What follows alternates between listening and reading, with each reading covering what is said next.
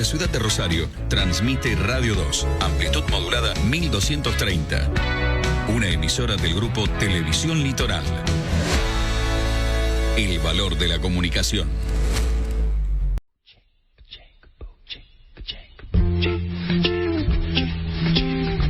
Hay un relato breve de Eduardo Galeano que grafica muy bien el tema del que vamos a hablar hoy. Dice lo siguiente: una mañana nos regalaron un conejo de Indias, llegó a casa enjaulado, al mediodía le abrí la puerta de la jaula, volví a casa al anochecer y lo encontré tal como lo había dejado, jaula adentro, pegado a los barrotes, temblando del susto de la libertad.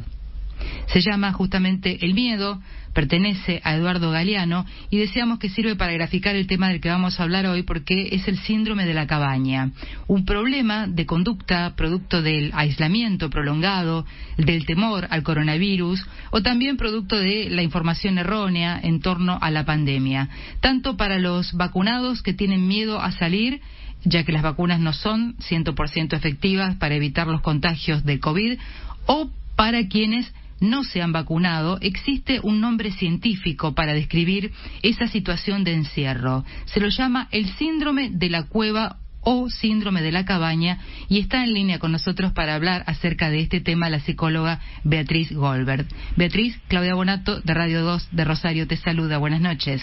Hola, buenas noches, Claudia. ¿Cómo estás? Bienvenida. Bien, todo bien, con ganas de hablar contigo de estos temas. Bueno, y nosotros de escucharte, porque siempre pensamos, justamente, ¿no? Tratamos de buscar el origen de estos estos síndromes, que en realidad nos remontan a otras situaciones similares en la historia, ¿no? No es la primera vez que se habla del síndrome de la cabaña o del síndrome de la cueva. ¿Dónde se origina esto?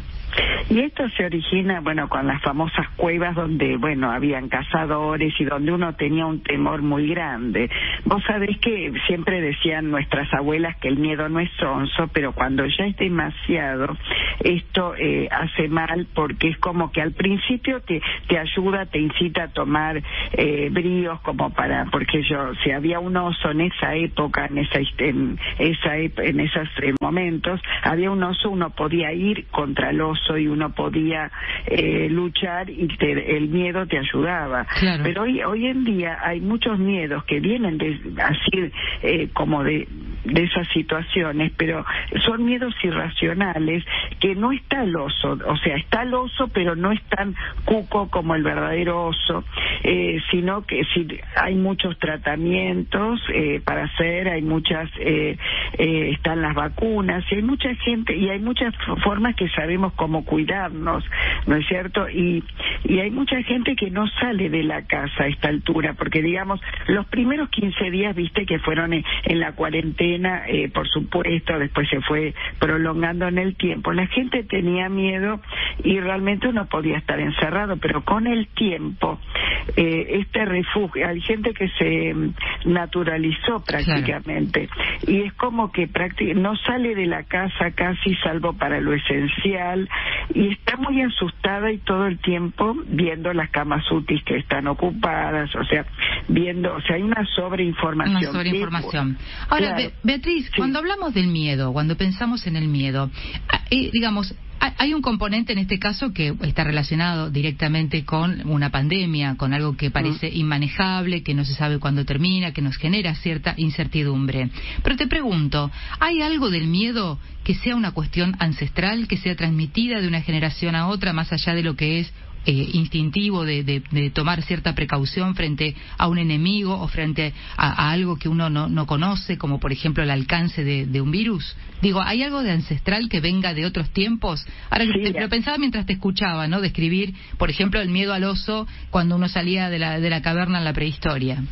Claro, hay algo de ancestral, es verdad, pero hay mucho de lo sociológico, de lo actual, o sea, hay muchos miedos que son irracionales. Siempre hubo filogenética, siempre hubo a lo largo de toda la historia razones como para tener miedos, ¿no?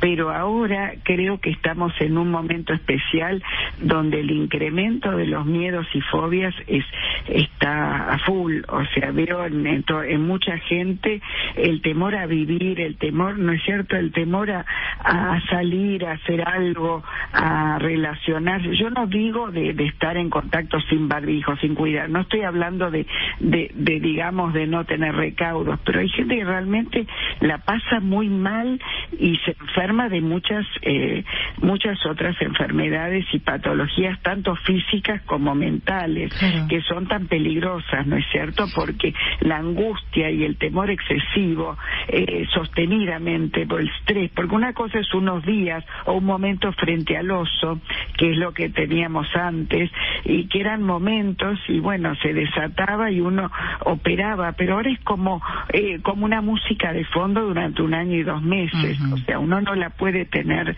todo el tiempo como una música de fondo, escucharla, quedarse quieto y estar pasivamente esperando algo que me pase, ¿no? Claro. Ahora, vos fíjate, si uno lo analiza en función del contexto nuestro, el aquí y ahora de nuestro país, la dosificación con la que están llegando las vacunas, cuando en realidad desearíamos estar todos vacunados ya. Bueno, hay gente que dice, bueno, ¿cómo querés que no tenga miedo o cómo querés que no desarrolle esto si no me siento seguro? Pero si uno lee sobre este síndrome, se está dando, por ejemplo, en países donde la vacunación ya está completa, es decir, donde hay personas que han recibido las 2 dosis correspondientes o la dosis única en el caso de que se trate de una vacuna de una sola dosis, ya la han recibido y sin embargo parece que hay como otro componente que desata el síndrome, además del hecho de estar protegido con el fármaco, con el medicamento que hasta ahora es como la única respuesta que se tiene o se conoce a la enfermedad. ¿Hay personas más proclives que otras a desarrollar este tipo de síndromes? Claro, sí, hay mucha gente que antes también tenía algo de tener una tendencia a encerrarse. Vos sabés que la cabaña de uno, la casa de uno, el útero de la madre, o sea, algo muy ancestral que tenemos todos, eso sí es ancestral, que tenemos, bueno, de refugiarnos, de estar tranquilos, o a pesar, bueno, hay gente que se aburre en la casa, pero mucha gente siente el beneficio secundario de que se siente como que ahí no le va a pasar nada, como que es un terreno seguro y fértil para buenas cosas. Entonces, estas personas que antes les costaba salir o emprender, es como que uno se refugia en estos miedos que tienen algo de real, pero es como que justifica el accionar de nuevas cosas. O sea, el que tiene que emprender algo nuevo laboral o una pareja, hay gente que tenía miedos, la localiza y dice, bueno, ahora no puedo, post pandemia veremos. O sea, lo patea y se siente seguro en la casa como para no accionar. Esa es la parte patológica, por eso hay gente más proclive, así como hay gente que hace una vida un poquito más normal.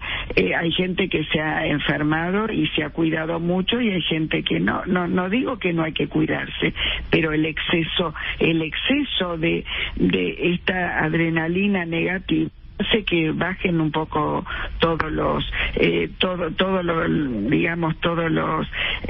factores que uno puede tener como para cuidarnos, ¿no? Claro. Tiene como una tendencia natural a cuidarnos, ¿no? La gamma globulina que tenemos emocional baja muchísimo acá. Hay quienes hablan de los beneficios positivos del aislamiento forzado y de la soledad. Por ejemplo, en el caso de algunas erogaciones económicas, hay gente que, por ejemplo, se trasladaba a otra ciudad para estudiar, que alquilaba un departamento, que dejó de hacerlo porque puede cursar las materias de manera virtual, por lo tanto no encuentra más razón de ser al hecho de trasladarse a otro lugar. Esto podría ser como un dato positivo para el presupuesto de esa familia, pero al mismo tiempo implica que no existen esas relaciones sociales que antes se daban en el marco, por ejemplo, de un estudio o de un empleo, donde se compartía espacio y tiempo durante X cantidad de horas. Eso también ha modificado las relaciones, ¿no? Claro, sí, bueno, esto estamos acá, sin entrar en el debate de la presenciabilidad, que es una cuestión natural. Vos también sos docente, vos sabés que el estar el cara a cara, face to face con un alumno, con los alumnos entre sí, lo que dan, la riqueza que da el momento. Insustituible, sí. No hay forma de sustituirlo. Sí. Claro, o sea, es como que da, bueno, yo he dado también clases o he dado charlas presenciales y mi mirarle la cara a la gente que le hablas es una cuestión que no tiene nombre, o sea, que frente a un Zoom no es lo mismo, ¿no? Donde uno puede ver, aunque vea todas las caras, son como cuadraditos, pero nada que ver con lo que es cada persona, cómo se mueve, cómo asiente. Bueno, todo lo que es presenciabilidad y poner el cuerpo. ¿Viste la famosa frase que está bien aplicada cuando vos vas a un lugar, te trasladás a tu trabajo, a otro lugar físico? A veces te pones el cuerpo ahí, estás con la mente y cuerpo ahí, y eso es distinto a estar en la casa, en medio de las cacerolas, en medio de los chicos, o sea, en medio de todo un mundo. Se puede hacer porque muchas veces ganamos tiempo. Yo también doy a veces sesiones por Zoom, ganamos tiempo si hay gente que vivía muy lejos que al final le tomó el gusto, porque viste acá en la capital donde las distancias son tan largas, claro, a veces, y los tiempos. Sí. Es otra vida, completamente. Claro. Entonces a veces uno dice, bueno, en vez de estar una hora le tomo el gusto, pero es bueno, hay cosas que son más